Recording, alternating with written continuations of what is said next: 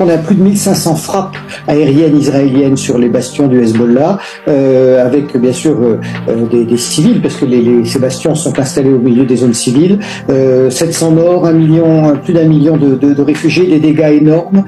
C'est vraiment une opération de rouleau compresseur, le bombardement qui est mis en place. Alors, il y a deux façons de voir les choses, et notre rôle à nous, c'est neutre et d'essayer de les voir objectivement. Il y a deux choses. Cette guerre au sud-Liban est en train de faire passer au second plan la véritable épuration ethnique qui a lieu aujourd'hui à Gaza. Il faut le rappeler, la disproportion de la réaction est tout à fait inadmissible.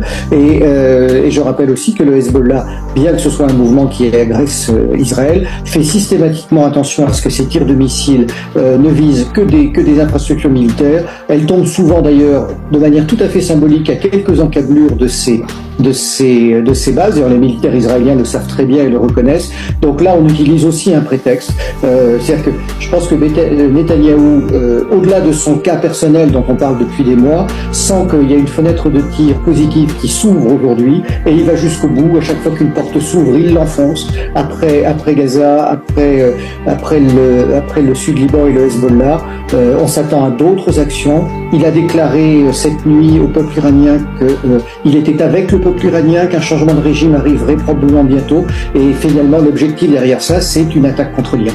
Oui, c'est quand même intéressant.